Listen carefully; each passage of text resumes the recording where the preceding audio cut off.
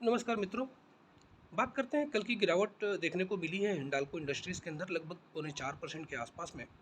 इस स्टॉक की बात करें तो ये स्टॉक ने एक बड़ी सी रैली दी थी। आप देख सकते हो लगभग 600% 100 रुपीज़ का स्टॉक ऑलमोस्ट 600 प्लस हो गया था। तो हम बोल सकते हैं 570% के अप्रॉक्स में इसने रिटर्न दिया था। एंड उसके बाद से आप देख सकते हो कि मैंने एरो से मार्क किया हुआ है, येलो कलर बड़ी सी एरो है। इस स्टॉक ने एक बड़ी गिरावट देखी और लगभग 1 साल के मूवमेंट को एक सिंगल कैंडल ने, जो कि 3 महीने की थी, 3 महीने के अंदर 1 साल की पूरी मूवमेंट को इसने नलीफाई कर दिया। और एग्जैक्टली ये जो बड़ी सी रैली आप देखने को आप देख पा रहे हैं, जिसको ग्रीन एरो से मैंने इंडिकेट किया है, इस रैली के 50% एरिया पे जो इक्विलिब्रियम मैंने लिखा हुआ है, वहाँ पर इसने सपोर्ट लिया। और उस सपोर्ट के बेस पे आप देख सकते हो कि जो रेड कलर की कैंडल है, जो बड़े एरो से मैंने मार्क किया हुआ है, उसके 50% एरिया को इसने कवरअप किया।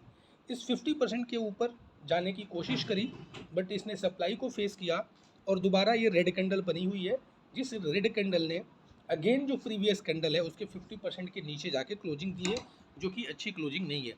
तो हम बोल सकते हैं कि पिछले क्वार्टर में हिंडाल्को इंडस्ट्रीज़ ने एक सप्लाई को इनिशिएट किया है दोबारा, जो सप्लाई अपने को ये टॉप जब बनाया था रिसेंट वाला, वहाँ पे अपने को देखने को मिली थी।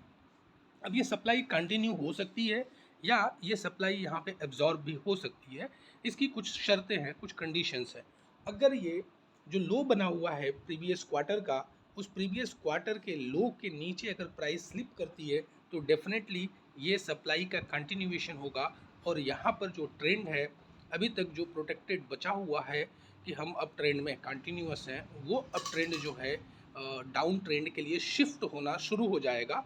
और पक्की कंफर्मेशन आएगी जब ये बड़ी सी जो कैंडल है इसका जब लो ब्रेक हो जाएगा, तो ज़्यादा क्लियरिटी हो जाएगी। लेकिन तब तक काफ़ी ज़्यादा प्राइस के अंदर में मूवमेंट हो जाएगा। तो हमें अगर इनिशियल कंफर्मेशन के ऊपर काम करना है तो लास्ट क्वार्टर का जो लो है अगर उसके नीचे प्राइस शिफ्ट करती है तो हम एटलीस्ट शॉर्ट टर्म के लिए कुछ समय के लिए इसके अंदर अपना जो व्यू है वो सप्लाई के साथ में बना सकते हैं। जो नेक्स्ट डिमांड एरिया होगा वो डेफिनेटली वापस वही एरिया होगा जिसको इक्विलिब्रियम से मैंने मार्क किया हुआ है, जहाँ पे अभी लेटेस्ट में इसने डिमांड फेस करके और ये बड़ी सी जो रेड कैंडल है उसके 50% एरिया तक की मूवमेंट इसने कर दिया था। तो अपने को वो एरिया जो है एक डिमांड एरिया होगा। हालांकि आप देख पा रहे होगे कि यहाँ पर एक कैंडल है, जिस कैंडल के यहाँ पे आप देख पा रहे होंगे जिसके पास ग्रीनिश ग्रीनिश बना हुआ है, ये जो है फेयर वैल्यू गैप है, जो कि 280 के अप्रॉक्स में बैठ रहा है। इस एरिया तक भी ये विजिट कर सकता है अगर प्रीवियस क्वार्टर का लो ब्रेक करके इक्विलिब्रियम पे डिमांड को अगर ये नहीं फेस कर पाता है, डिमांड नहीं ये गेन कर पाता है। इन दैट केस अपने को 280 एरिया तक भी ये शिफ्ट हो सकता है। ये अपने को दिख रहा है क्वार्टरली चार्ट के ऊपर। हम बात करते हैं मंथली चार्ट के ऊपर क्या इसका सीन है।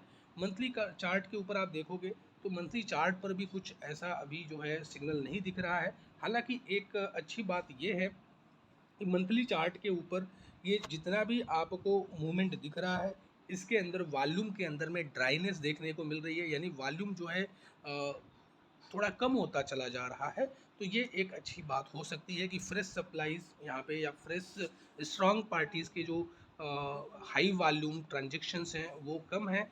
लेकिन लो वॉल्यूम का मतलब ये नहीं हुआ कि यहाँ पर स्ट्रॉन्ग पार्टीज सेल नहीं कर रही हैं, ऐसा नहीं होता है। कई बार लो वॉल्यूम के ऊपर भी स्ट्रॉन्ग पार्टीज अपनी एक्टिविटी ऑफलोडिंग करती हैं वो, और उस कंडीशन में ये टाइम करेक्शन करते हैं, यानी कि काफ़ी ड्यूरेशन तक कंसोलिडेशन शो करते हैं, जैसा कि यहाँ पर भी हो सकता है। तो इससे हम इनकार नहीं कर सकते।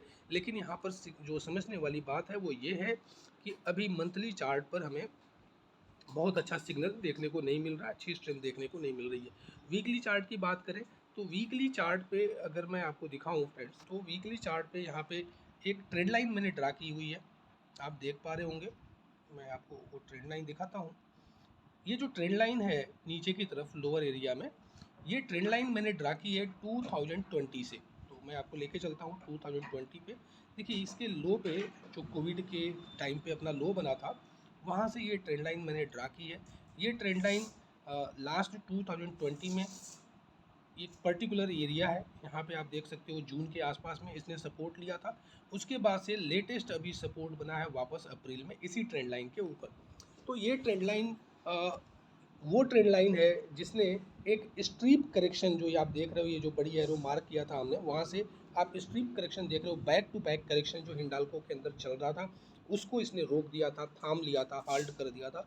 तो डेफिनेटली ये जो ट्रेंड लाइन है, ये ट्रेंड लाइन के ऊपर डिमांड काफ़ी हैविली अपने को देखने को मिला था वो टाइम पे, और उसी का रिजल्ट है कि वापस जब ये इस ट्रेंड लाइन के ऊपर आया था अभी रिसेंट में, तो यहाँ पर अपने को मार्च के आसपास में, तो मार्च में भी यहाँ पर एक डिमांड यहाँ पे जनरेट किया गया था। लेकिन ये डिमांड इतना सफिशिएंट नहीं है इस बार कि ये जो प्रीवियस जो आपका फॉल्ट दिख रहा है, जो आपका रेड कलर की बैक टू बैक कैंडल्स बन रही हैं, इनके 50% एरिया के ऊपर जा सके। साथ ही साथ एक छोटी सी और ट्रेंड लाइन बनाई है फ्रेंड्स, आप देख रहे हो जो डॉटेड लाइन से है, ये डॉटेड लाइन जो प्रीवियस यहाँ पे इसने सपोर्ट लिया था उसको लेकर के जो इसने मूवमेंट करी है ऊपर की तरफ डायरेक्शन में, उसके पॉइंट्स को लेके बनाया गया है। उसी ट्रेंड लाइन के ऊपर इसने सप्लाई फेस कर ली है, और वो सप्लाई फेस करके वापस ये लोअर ट्रेंड लाइन की तरफ प्रोसीड कर चुका है। तो रीसेंट जो ग्रीन कलर की कैंडल्स दिख रही हैं, यानी ये दो ट्रेंड लाइन के बीच में जो ऊपर की तरफ मूवमेंट है, उसके 50% एरिया के पास में जा चुका है।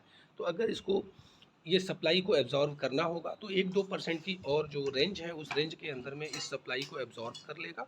अगर नहीं कर पाता है तो डेफिनेटली ये ट्रेंड लाइन की तरफ प्रोसीड कर जाएगा, और हमें ट्रेंड लाइन के ऊपर अगर कोई बाइंग सिग्नल मिलता है तो हम वहाँ पे पोजीशन बनाएंगे, क्योंकि ये ट्रेंड लाइन काफ़ी स्ट्रॉन्ग है। इन केस अगर ये ट्रेंड लाइन सप्लाई को एब्जॉर्ब नहीं कर पाती है, डिमांड उतना गेन नहीं कर पाती है, और नीचे की तरफ अगर स्लिप होता है प्राइस, तो डेफिनेटली अपने को 350-360 एरिया देखने को मिल सकता है इस स्टॉक के अंदर। और वो स्टॉक के ऊपर भी, मतलब वो प्राइस के ऊपर भी कोई ज़रूरी नहीं है कि वहाँ पे डिमांड गेन कर ले। अगर डिमांड नहीं आएगा तो ये 280 वाला एरिया, उस एरिया तक भी शिफ्ट कर सकता है। लेकिन ये जो सारे मैं लेबल्स बता रहा हूँ, इसलिए नहीं बता रहा कि मैं बहुत ज़्यादा बेरिश हो चुका हूँ हिंडाल्को के अंदर में।